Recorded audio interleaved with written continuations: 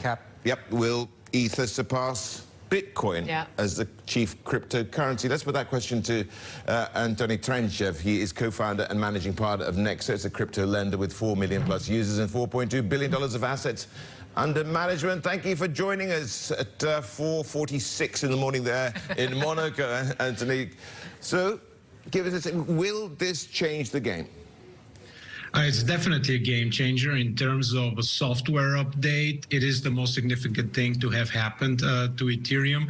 To your question about the flippening, whether Ethereum will become bigger than Bitcoin, I do have my doubts. I'm incredibly bullish on both Bitcoin and Ethereum. In my personal portfolio, I hold both for the long run. This means for at least 10 years from now. I do hold Ethereum right now around the merge because I've got some super bullish around the efficiencies that you guys pointed out right now. But, you know, anyone who is writing off Bitcoin, I think that's too soon. Okay, would this be a vote then, almost a referendum on what's better then? If this goes to plan, if you know the merge goes successfully, of course it's the second half of the process. What does it mean then for the future of proof of work? I mean, to me, these are not necessarily competing concepts, but they're different in the sense that Bitcoin is more akin to gold. It is also the biggest and largest cryptocurrency, having been around the longest, you know, performed very well in anticipation of the inflation that we're seeing right now. So a better version of gold. And then you have Ethereum, which is useful for a number of different things. It's building out the decentralized world of finance, which Nexo does also play a role. So it is a very different in terms of narratives and concepts.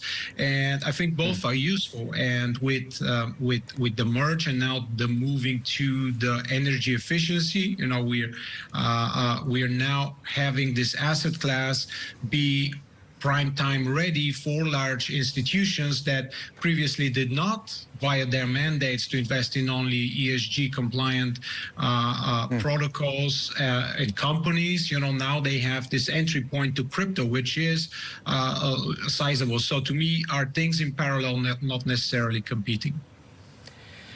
What do you think this means for the price of Ether? Has all of this, the merge, been baked in? And how do you think that's going to impact other coins and blockchains? Listen, I bought in around $1,300, rolled it all the way up to 2,000. Now it's around 1,600.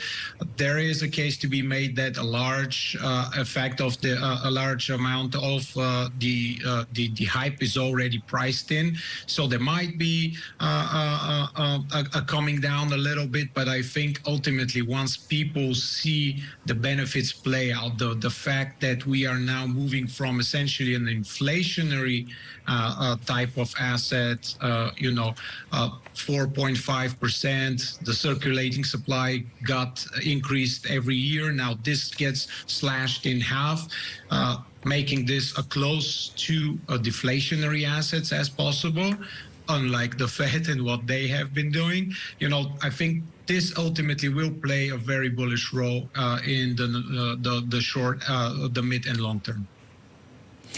Antoni, I wanted to see, you know, the fallout from 3 Arrows and Terra here as well. Is that now over with? It sent a chill through the whole crypto world, and of course it was then called the crypto winter for a while. Is the worst behind us now? I think the worst is behind us right now because, you know, all of that is already priced in. You know, we saw the almost halving of pricing in the various crypto assets. A lot of blood on the street, a lot of retail getting hurt, and we have been then more or less steadily trading for Bitcoin around 20,000 with, you know, short variations to the up and the side and the downside. But I do like to think that this has been flushed out of the system.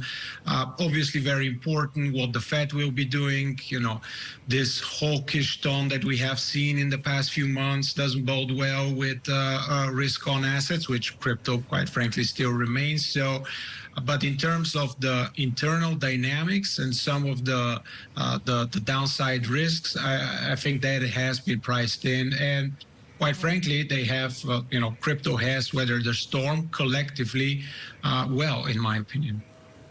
And maybe this merge can add a bit more optimism into these markets that have been so, crushed in a way, Antoni.